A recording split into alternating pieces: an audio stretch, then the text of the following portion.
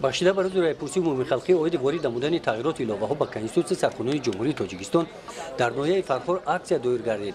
иштирокчиёни аксия асосан ҷавонон буданд.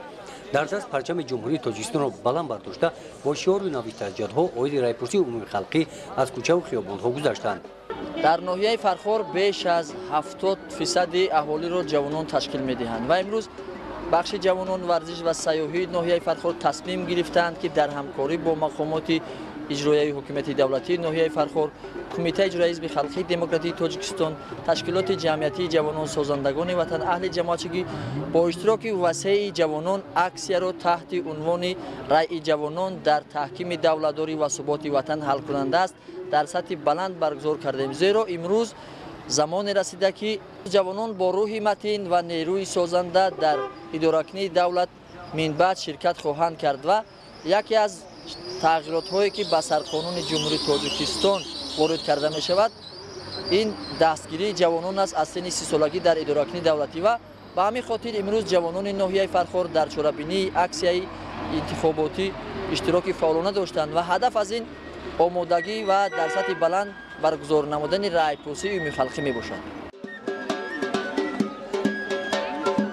дар ин аксия ба сокинони ноҳия дар хусуси рӯзи баргузории райпурсии умумии халқӣ оиди ворид намудани тағйироти иловаҳо ба конститутсияи сарқонунии ҷумҳурии тоҷикистон иштироки онҳо дар райпурсии умумии халқӣ рӯзи 22 май маводҳои тарғиботӣ тақсим карда шуд. дар аксияе ки имрӯз баргузор гардид асосан ҷавононе иштирок карданд ки бори аввал овоз медиҳанд ва аз тарафи онҳо ба аҳолии ноҳия ба як қатори аҳолии ноҳия зиёда аз 3000 маводҳои таблиғотиву ташвиқотӣ тақсим карда шуданд.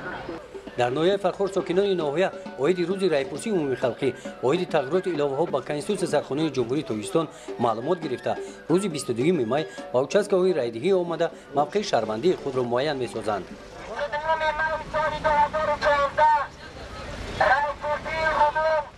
дар ин рӯз бахшида ба рӯзи райпурсии умумии халқӣ оиди ворид намудани тағйироти иловаҳо ба конститутсияи сарқонунии ҷумҳурии тоҷикистон дар ноҳияи восеъ бо иштироки ҷавонон аксия гузаронида шуд.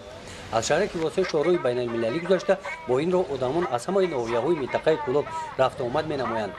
ҷавонон аз кӯчаву бозорҳо гузашта оиди тағйироти иловаҳо ба конститутсия сарқонунии ҷумҳурии тоҷикистон ки рӯзи 22 май райпурсии умумии халқӣ баргузор мегардад ба сокинони ноҳия ва меҳмонон маводҳои тарғиботӣ тақсим намуданд. аксияи ҷавонон бахшида ба рӯзи баргузории райпурсии умумии халқӣ оиди тағйироти иловаҳо ба конститутсияи сарқонунии ҷумҳурии тоҷикистон дар боғи фарҳангии истироҳатии ноҳия идома ёфт. дар ин ҷамоат ҷавонон изҳор намуданд ки барои таҳким бахшидани дастовардҳои истиқлолият кайфияти иқтидори иқтисодии давлат беҳтар гардонидани сатҳу сифати зиндагии мардум ва ободии ватани азизамон бо роҳи ҳарчи зудтар расидан ба ҳадафҳои стратегии миллиамон ҳуқуқи шаҳрвандии худро истифода намуда рӯзи 22 май ба участкаҳои райдиҳӣ омада барои ободии ватани азизамон рай медиҳем. гузориши хоҷа назрии Худойназар Зоҳуров барои барномаи иттилооти Навид.